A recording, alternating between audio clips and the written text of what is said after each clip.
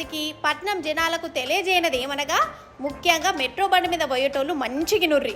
ఇక మీరు ఎక్కవలసిన మెట్రో బండిలా రేట్లు పెరిగినాయి. 100కి 20 రూపాయలు ఎక్స్ట్రానట. అంటే ఇప్పుడు ఎక్కువ ఛార్జీ 60 రూపాయలు ఉండే కదా, ఇక ఇప్పుడు 75 రూపాయలట. ఇక ఇంతకుముందు తక్కువ 10 రూపాయలు ఉండే. అంటే బండికి దిగితే 10 రూపాయలు కట్టాలి. ఆ తక్కువ ఛార్జీని ఇంకో 2 రూపాయలు పెంచి 12 రూపాయలు చేసి పడేసిరు.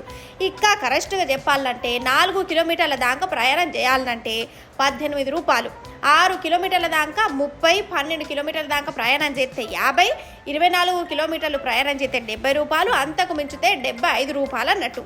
మరి ఎందుకు ఇట్లా పెంచుకుంటూ పోయిర్రు అంటే నష్టాలలో ఉన్నదట మెట్రో కంపెనీ. ఇక వాళ్ళతో అయితలేదట. అందుకే రేట్లు పిరం చేస్తానని ఏమనుకోకుర్రి, ఇంకా బొచ్చడి మంది ఎక్కుర్రి అని అంటారు.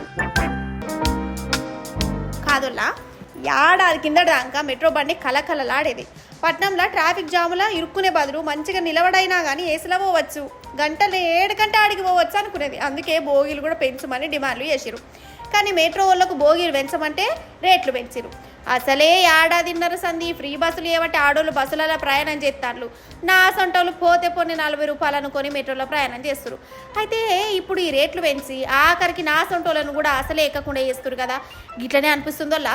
ఓదికు ఫ్రీ బస్సు నడుతుంటే 70 రూపాయలు పెట్టాలంటే ధైర్యం వస్తుంది ఎవరికన్నా, మీరే చెప్పురు. ఇక ఇంకో దిక్కు ఇదివరకున్న ఆఫర్లు గీఫర్లు కూడా తీసేసిరట. ఫ్రీ పార్కింగ్ ఉండే వాటికి కూడా పైసలు వసూలు చేస్తాను. ఇట్లా ఆఫర్లు లేక పార్కింగ్కు పైసలు కట్టి ఎక్స్ట్రా మెట్రోకు ఛార్జీలు పెట్టి అవసరమా అని అనుకుంటోళ్ళు కూడా ఉండరు. ఛార్జీలు పెంచి మెట్రోను లాభాలలో తీసుకొద్దామని వాళ్ళు అనుకుంటే అసలుకి ఎసరు వచ్చేటట్టున్నది కాదు. అంతేనా ఏమంటారు?